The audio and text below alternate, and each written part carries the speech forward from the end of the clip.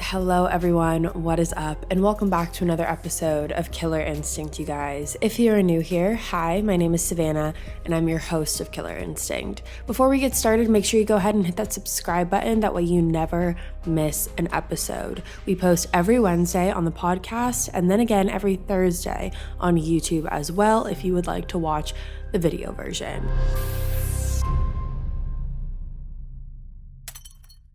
Now, as you guys can tell by the title of today's episode, today we are talking about the crazy, recently solved case, very recently actually, of the Halderson family and what happened that led Bart and Krista Halderson to be brutally and viciously attacked by the one that was supposed to love them the most. And this case, you guys, is a whirlwind. It is frustrating, and I'm going to go over why at the very end of it and give you my thoughts and feelings on everything, as I'm sure you guys are going to have your own as well, and I cannot wait to hear what you have to say about it. So with that being said, let's jump right on into it today. So this case begins with Bart and Krista Halderson. They live in Dane County, Wisconsin, but more specifically, they were living in the town of Windsor. Now, Krista was 53 years old at this time, and Bart Halderson was 50. Krista was a stay-at-home mom to her two children, Mitchell and Chandler. However, once they reached adulthood, she ended up going back to work. So last year at this time, she was working at a place called Dismemberment, which is basically a auto company. They sell new and used cars in Wisconsin. So she worked as a receptionist there, and Bart actually worked as an accountant. He was very financially savvy, and he worked as a tax managing director for a company called BDO USA. Now, Bart was a very work-oriented person. That is how he was described by his oldest son, Mitchell, and that caused him to be absent from the home a lot of the time. However, when he was able to be at home, he really was a great dad. There was nothing poor to say about his parenting style or his parenting ability. He really did try and push his kids to be the best versions of themselves and reach their fullest potential. And as far as Krista goes, Krista was described by Mitchell as kind of the stereotypical helicopter parent. And if you don't know what a helicopter parent is basically a parent who is all up and involved in their child's business, where they're going, what they're doing, what's going on in their lives. And that just is a testament to show how much Krista's children were her world. She was so invested in her kids, so invested in their lives, really used any excuse to talk to them, to catch up with them, even in them going into adulthood and Mitchell going on and living a independent adult life. Chandler we'll get to in a second. But Mitchell was always saying that, his mom would use any excuse to call him or to text him. So from their childhood up into their adult life, that did not change. So let's talk about Chandler and Mitchell. So this whole case begins in July of 2021. So like I said, it was very recent. This happened last year. And at this time, Mitchell was about 24, 25 years old, and Chandler was 23. And Chandler and Mitchell growing up, they got along pretty well. They had a very kind of standard sibling relationship. They liked playing video games together. They were both very tech savvy, and so they kind of got along in that regard.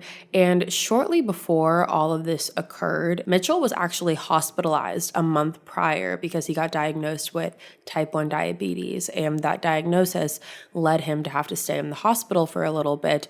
And Chandler ended up sending Mitchell kind of like a get well gift, but it wasn't your typical get well gift. Chandler sent Mitchell a bullet from a gun and wrote the words "get well soon" on the bullet. I think it's a little weird. Now, like I said, Mitchell at this time definitely had his life together, and he still does have his life together. He's living a very independent, kind of stereotypically normal adult life. He's working in the tech business, and he is engaged to be married. He's living in a house. So he kind of has his life set. He's kind of on the track to living that stereotypical adult life and what kind of everyone really reaches for and what everyone wants. He has the love life, he's got the job, he's got the house. Like Mitchell kind of seemed to have it all together. And then there's Chandler. Now, Chandler was 23 years old, like I said, and he was still living at home. And there's no shame in that, but he was living at home. He didn't have a job. He spent the entirety of his day playing video games and hanging out with his girlfriend. And while living at home, he had the luxury of his parents doing everything for him. They cooked for him. They did his laundry. They really waited on him hand and foot, especially his mother, because like I said earlier, Krista just loved her children and she wanted them to be happy. However, Bart and Krista were kind of getting to the point where they were like, all right, what's next for you? Like, what are you doing with your life? Kind of like, what's the next step? Where's the next chapter? And Chandler really didn't have any motivation whatsoever. However, Chandler spent a lot of his time trying to convince people that he had his life together, and we're going to get all into it. So this case really begins on July 2nd of 2021. So again, very recently. And according to Chandler, on July 2nd of 2021, Bart and Krista had gone up to a cabin that their family owned, and they would visit it quite frequently. The cabin was located in Langlade County, Wisconsin, and it was on a lake, and it was actually a family cabin. The boy's grandfather was the one to build the cabin, so according to Mitchell, it was a very, run-of-the-mill, very much like a log cabin. When you think of a log cabin, that was this cabin. And Krista and Bart went and visited this cabin ever so often. They especially went in the summers because obviously the summer on the lake at a cabin, who wouldn't want to go up there? So they went about 3 or 4 times every summer. Sometimes they would go by themselves. Sometimes they would go with the boys, their sons, or sometimes they would go with different friends that they had, different couple friends, and they would all go up for the weekend and, just relax and unplug.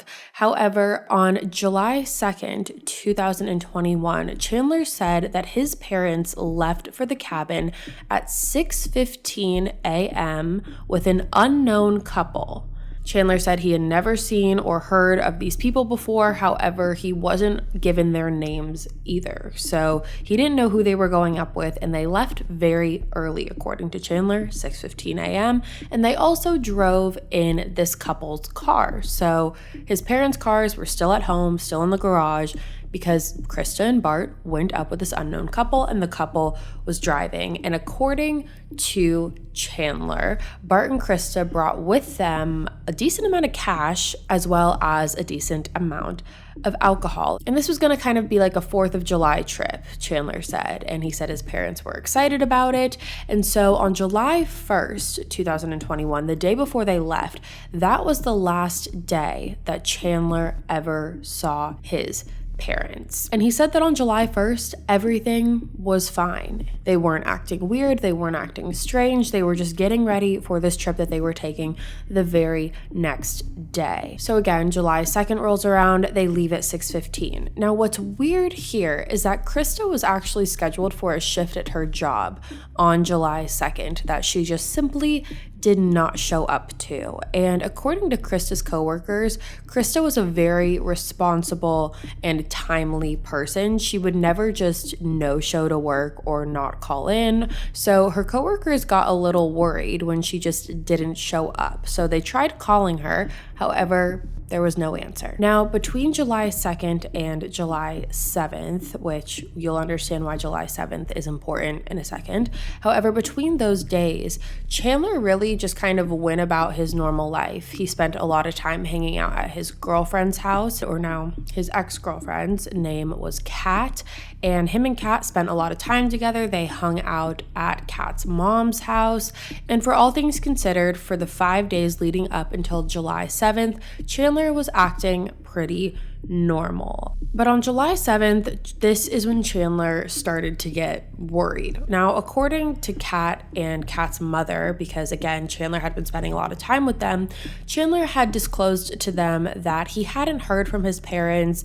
He hadn't really been able to get a hold of them. He thought it was a little weird, but he wasn't too worried about it. And Kat and her mother, Dulce, really didn't think too much about it. They just, thought that he would hear from them eventually. So one of Krista's best best friends is named Jane, and Jane and Krista had known each other since middle school, and they were so incredibly close. They would talk literally every day. So after Jane hadn't heard from Krista in about 2 or 3 days right after they left to go to the cabin, Jane got a little concerned, and she reached out to Chandler, who told Jane that, it's fine. They went up to the cabin.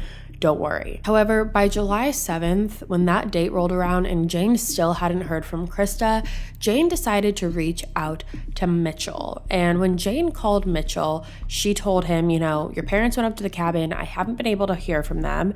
And this was actually a surprise to Mitchell because Mitchell did not know that his parents had gone up to the cabin. And his parents going up to the cabin was not the weird part. It was the fact that Mitchell didn't know that they were going up to the cabin. Like I mentioned earlier, Krista used any excuse that she could to talk to her boys. And Mitchell said that Krista reaching out to him just to, check in and say, hey, your dad and I are going up to the cabin was definitely something that she would have done. So Mitchell was kind of taken back by the fact that he wasn't aware of this. Now, shortly after Mitchell got that phone call from Jane, Mitchell actually got a text from Chandler. And Chandler told Mitchell that he himself was starting to get worried over the fact that they hadn't heard from their parents yet, because again, it was very unlike them. However, Mitchell, he tried to rationalize all of this and think, why aren't they texting back? Is it because there's no service? What could it be?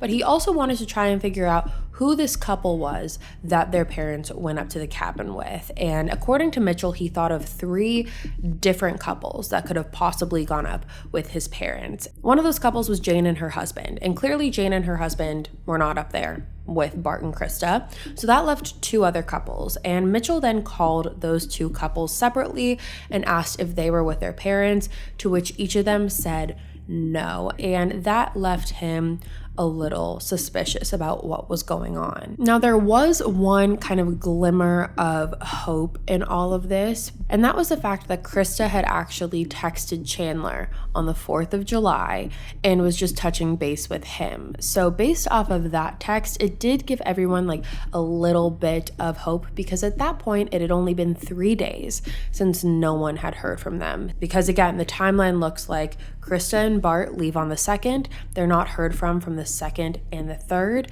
However, on July 4th, Krista sends a text to Chandler, basically just checking in, and then they don't hear from them again on the 5th, 6th, or 7th. And so that 3 days of time, having not heard from them, caused a lot of people that knew them to worry. So by July 7th, after Jane had spoken to Mitchell, Jane and her husband actually decided that they were going to drive up to the cabin themselves and see if Bart and Krista were there. That is how unusual it was for no one to have heard from them. So once Jane and her husband got there, not only did they find out that Bart and Krista were not at the cabin, it didn't look like they were ever there to begin with. The house and yard looked very unkept, and it just didn't look like anyone had gone in the inside or the outside of the cabin. And that is when Jane called Chandler and basically told her, listen,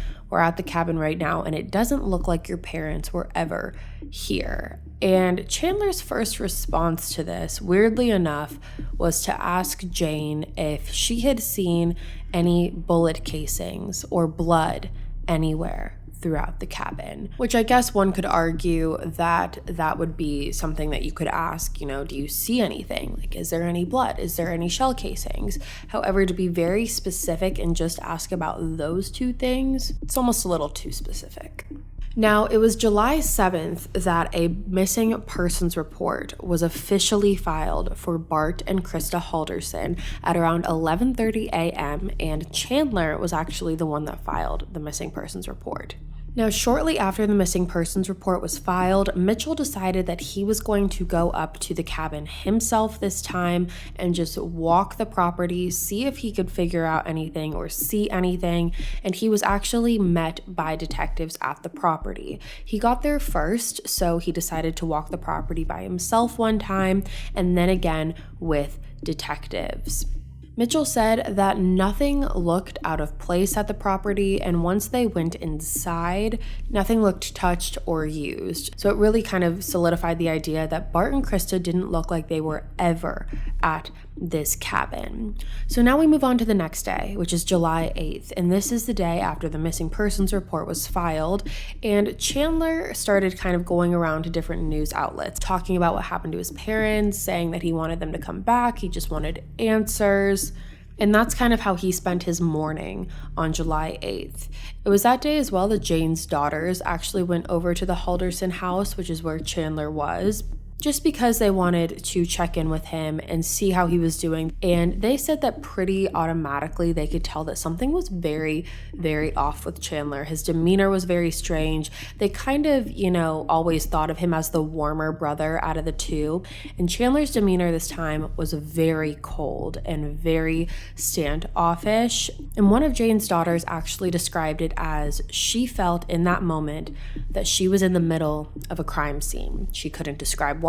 That's just the feeling that she got. And there was a lot of furniture things that were kind of out of place in the house. For example, the kitchen table was turned on its side and all of the furniture in the basement was covered. Now, Chandler also made it a note to tell the girls to never, ever hand their phone over to police if they wanted to see it. Now, it's not really certain as to why he told them that, but he did say, never hand your phone over to the police, and if they do want to see it, just screenshot everything that they want to see and send that to them instead. Now, another thing that happened in this case in the early morning hours of July 8th, so before the girls came over, before Chandler started talking to the news stations, Chandler actually walked over to the Haldersons' neighbor, who was actually a former Madison Police Department detective, and this man's name was Kevin Linsmeyer. And Kevin got a knock on the door from Chandler, and Chandler basically asked Kevin if Kevin's Ring doorbell would have been able to see anything from across the street on the day his parents went to the cabin. Now, Chandler did say that he just wanted to see if he could identify the car that his parents got into, or what their state of being was, or who the unknown couple was that they got into the car with. So that was kind of Chandler's reasoning, and he did ask that Kevin give that footage specifically to him. So that's what Chandler was doing on the early morning hours. However, while he was doing all of that, police were on to something else. Before we move any further, I do want to take a moment and thank our sponsors for today's video.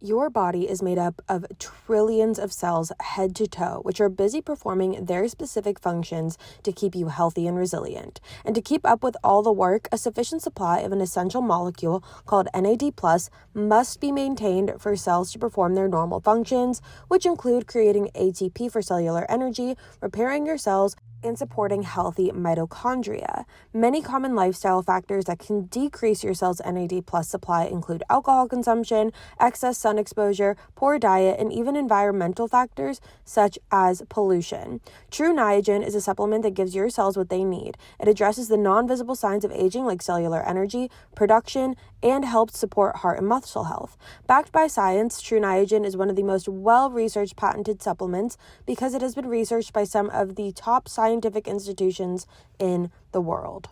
Since taking True Niagen, I feel at peace knowing it is researched by the top scientific institutions in the world. Right now, new customers can save 20% off their first purchase by going to trueniagen.com/killer and use code KILLER. That's TRUNIAGEN.com/killer, code KILLER to save 20% off your first purchase. trueniagen.com/killer, code KILLER. These statements have not been evaluated by the Food and Drug Administration. This product is not intended to diagnose, treat, cure, or prevent any disease.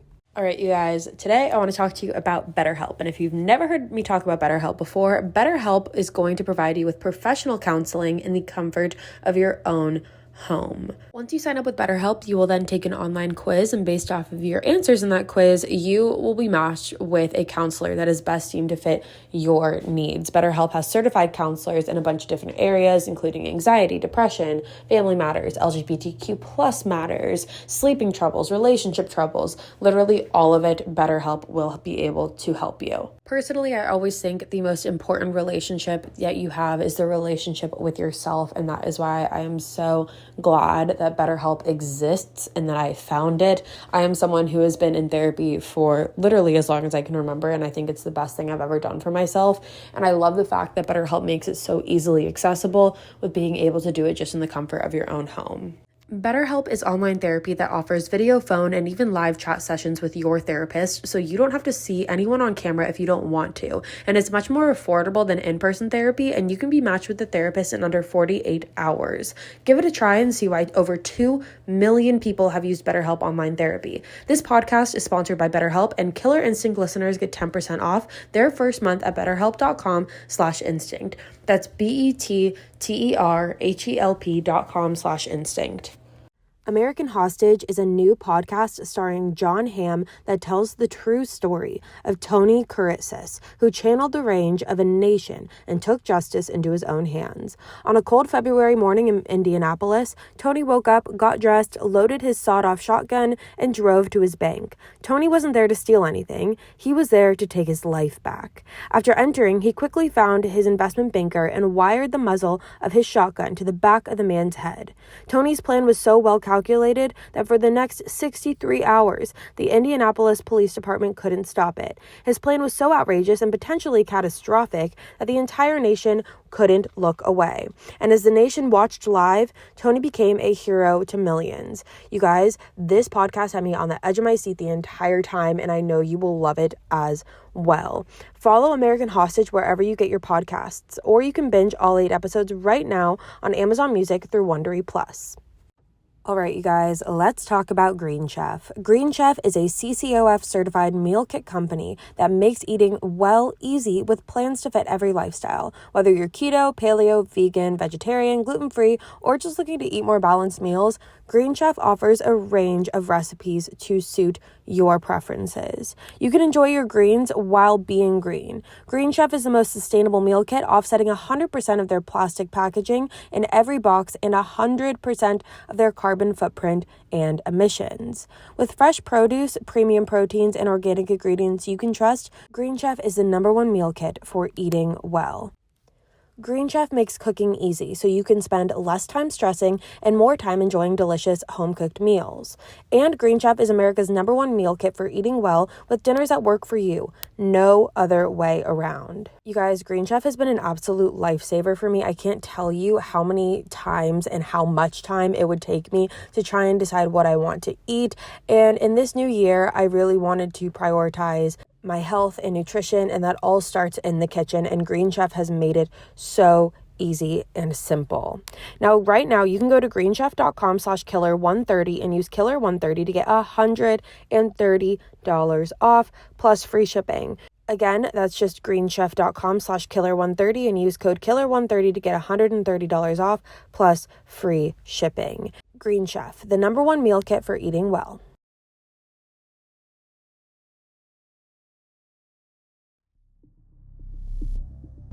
So while Chandler was out and about doing his thing, hanging out with his girlfriend and talking to the news and seeing family and friends and talking to neighbors and all of that, police were doing their own separate investigation, obviously, and they were working very diligently and very efficiently. And on July 8th, police actually got word that there had been partial human remains found in the woods on a property in Cottage Grove. Now, Cottage Grove is about 20 minutes away from where the Haldersons lived, and the remains that were found on the property were actually just the torso of Bart Halderson. Now, you may be sitting there wondering, whose property were these remains found on? That would be Chandler Halderson's girlfriend, Kat. So let me break this down for you. So this Cottage Grove property legally belongs to Kat's mother, so Dulce's partner.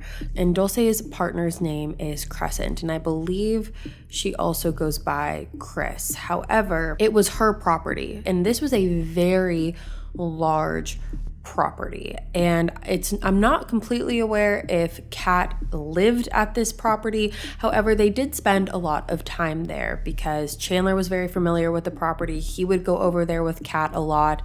Kat, Dulce, Chandler, as well as Kat's brother and Crescent, they would all hang out there together. So Chandler was very familiar with this property. And like I said, this was a very large property, and there was a lot of wooded areas surrounding the property. This property was big enough that they would have little like dune buggy-esque cars that they would drive around the property to like go and mow the grass or go to the pool or something like that. Now on July 5th of 2021, so just 3 days after Chandler's parents were missing, Chandler actually went to the property by himself, which is not something he ever would have done. He was met there by Dulce, and he asked if it was okay if he went and used the pool by himself.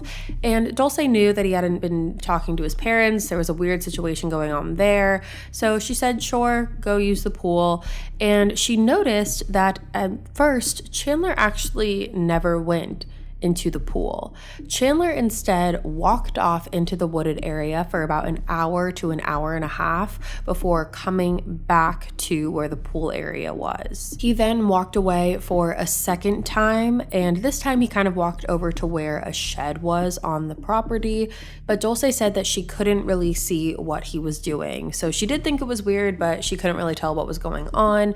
And then the second time that he came back to the pool area, he actually got into the pool this time, and Dulce said that he was kind of putting water on himself as if he was washing himself off. Now you might be wondering why police were even tipped off to look into the woods on the Cottage Grove property to begin with, and that's because police were able to track Chandler's cell phone, and it showed that on July 5th, so again, the 3 days after Chandler's parents went missing, he was at the Cottage Grove property, which we are aware of. However, weirdly enough, this is where Snapchat Maps comes into play here. If you're unfamiliar with Snapchat Maps or Snap Maps, it's basically on the app Snapchat. If you have your location services on, you will be able to see pretty much exactly where they are in the world. And when police looked into that, they were able to discover that Chandler was at the Cottage Grove property, but more specifically, he was in the woods of the Cottage Grove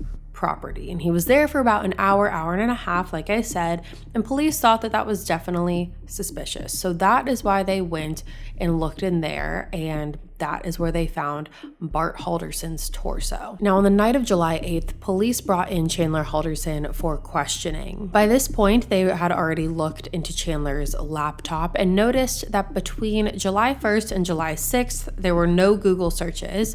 However, on the morning of July 8th, Chandler was Googling things such as Wisconsin dismembered body found, dead body found in Wisconsin, body found in Wisconsin, and body found Wisconsin, as well as making separate searches of just Krista and Bart Halderson.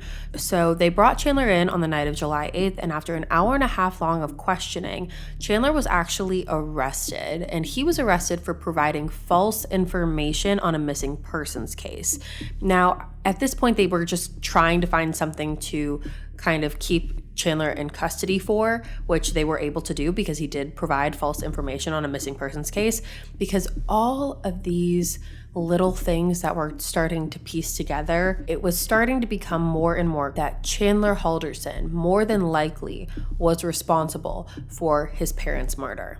Now, like we said, Bart Halderson's torso was discovered on July 8th, and that led police to conclude that Bart Halderson was completely murdered. However, Krista Halderson had not been discovered yet, and police at that point were trying to be optimistic, thinking that maybe Krista was still out there alive, so she was still considered a missing person. Then on July 11th, police were granted a search warrant to search through Bart and Krista's home that Chandler also lived in, and they were able to recover Krista and Bart's cell phones. Now, both of their cell phones were wrapped in tinfoil and stuffed inside a shoe in the family garage. Now, when they looked through Krista's cell phone, they were able to track that on the night of July 1st, the day before Chandler said they left to go to this cabin, Krista returned home from work at about 5:12 p.m. They were able to figure out that Krista's phone was then turned off for about 3 days right before midnight on July 2nd. So on the late hours of July 1st, her phone was turned off. Her phone was off for about 3 days, and then on July 4th, her phone was actually turned on, but only for 7 minutes. During that time, pretty much almost immediately after her phone was turned on at 11:02 a.m., Krista's phone received a text from Chandler saying, quote, "Hoping this goes through. I bet there's a lot of people up there making it hard to message." End quote. Then at 11:04, a message was sent from Krista's phone to Chandler saying that they made it safely to the cabin and they were planning on going to a parade in White Lake that day. However, Krista's phone was then turned off again shortly after at 11:09 a.m. Now, police were able to look and see where exactly those texts were sent from, both from Chandler's phone and from Krista's phone. Now, obviously, Chandler's phone showed that those texts were sent from the Halderson house. However, Krista's phone should have showed that those texts were sent from the cabin. However, those texts showed that Krista's phone sent those messages from the Halderson house. So both the messages that Chandler was sending off his phone and the messages that were coming off of Krista's phone were both being sent from the same household, which obviously means that Chandler was the one that was texting from his cell phone and sending the text messages from his mother's cell phone, trying to make it look like she was up in the cabin and everything was all good and dandy. So on July 12th, which was 4 days after those partial remains were found in Cottage Grove, they were officially identified as belonging to Bart Halderson. And at that point, Chandler had been in custody for 3 days on the providing false information charge. However, this day, 3 new charges were added now that they had the confirmation that this was Bart Halderson. The 3 new charges were first-degree intentional homicide, hiding a corpse, and mutilating a corpse. Then on July 14th, police followed a tip that they received of someone who said that they saw Chandler in the town of Roxbury around the time frame of July 2nd to July 7th. And the police went and followed that tip, and when they did, they discovered, again, more partial remains. A week and a half later, on July 30th, those remains were identified as belonging to Krista Halderson. And again, like I said, these were just partial remains, and these remains were Krista's legs. Now, while we do know that Bart Halderson died from gunshot wounds, that is what the autopsy reported, it is unclear what exactly was Krista's cause of death. Now, let's talk about the murder weapons used in this, specifically the ones that we know. Like I said, we don't really know how Krista was killed, what her official cause of death was. However, we do know that both Bart and Krista were dismembered after they died. That is what the medical examiner concluded on both of them. But the gunshot wounds that killed Bart Halderson, the gun that was used was actually gifted to Chandler by a friend of his, a friend that he met while playing video games just about a month prior. It was an SKS rifle, and the gun was also found at the Cottage Grove property. Now, when it comes to the dismembering, the medical examiners were able to conclude that 2 different types of saws were used in this.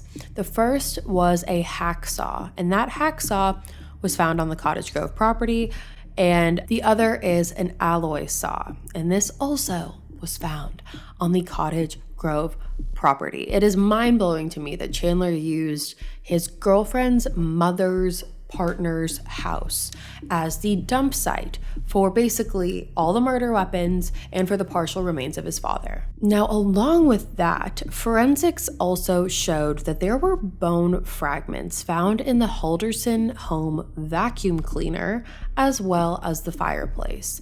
Chandler quite literally tried to vacuum up his parents' bone fragments. There were also 200 bone fragments found in the fireplace, which included bones from human skulls as well as teeth, and this led forensics to believe that Chandler attempted to burn both of his parents' heads in that fireplace. So on August 25th of 2021, Chandler was charged with all 4 charges I mentioned earlier. However, he was charged with them now twice. So now he was facing 8 charges in total, which was 2 sets of the same 4 charges that I mentioned earlier. Now let's talk about what you're probably sitting here and wondering, which is why on earth did this happen?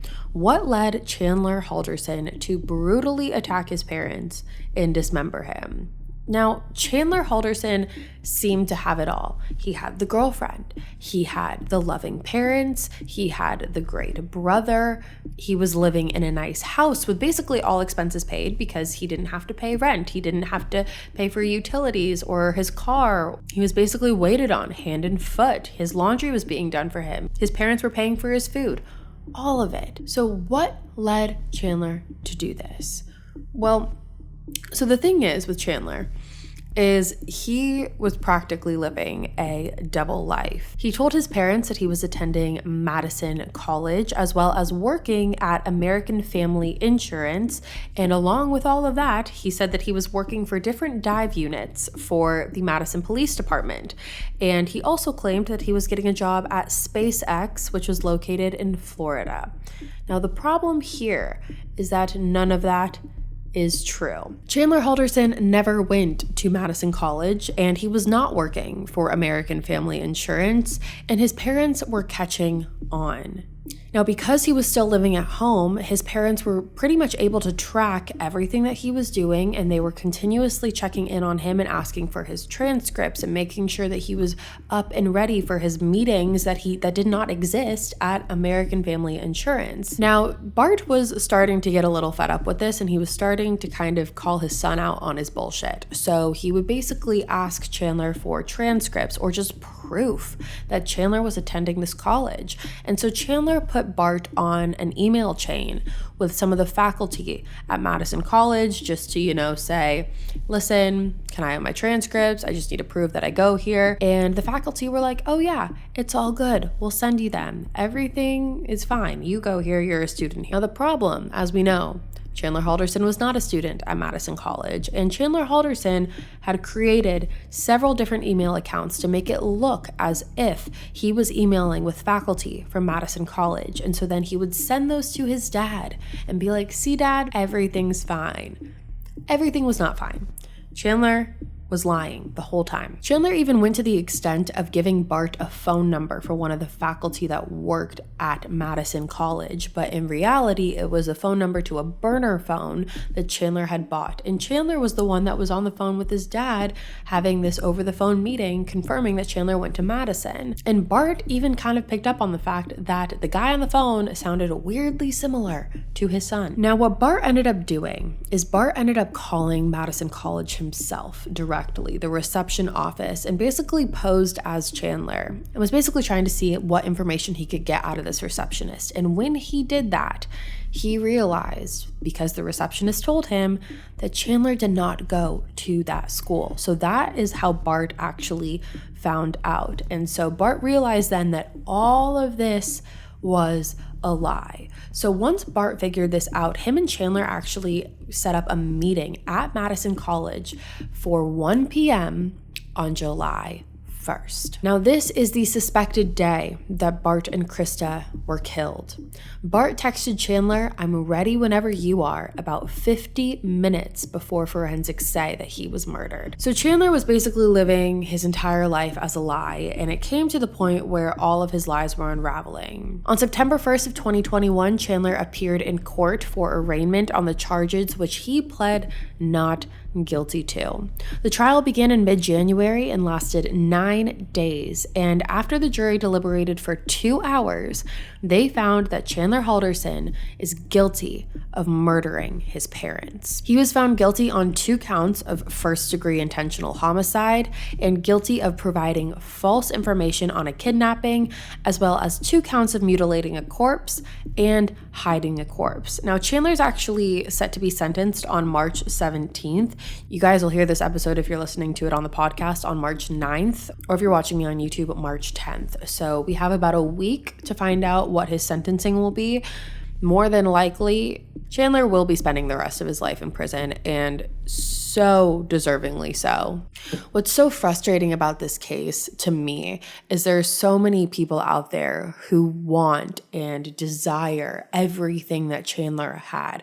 They want the loving parents. They even want the helicopter parents. They want the parents that talk to you 24/7. They want the parents that care about what their child is doing. Chandler had everything going for him, and he threw it all away. So that is the case of Chandler Halderson and Bart and Krista Halderson, and my heart sincerely goes out to everyone who loved this family. Not Chandler, I mean Bart and Krista. And when I say that, I mean Mitchell, I mean Jane, I mean everyone who loves this family. My heart just breaks because this was so preventable. This was a result of Chandler's cowardly and ignorant actions, and that's just what really frustrates me on this, but I cannot wait to hear what you guys have to say about it. So with that being said, you guys, that is all for me today. Thank you so much for tuning in to another episode of Killer Instinct. If you're new here, hi, my name is Savannah, and I'm your host of Killer Instinct. Make sure you go ahead and hit that subscribe button, that way you never miss an episode. We post weekly here on the podcast every Wednesday, and then again every Thursday on YouTube, and you're not going to want to miss it. I'll be back next week with a brand new one, and until then, stay safe. Bye, guys.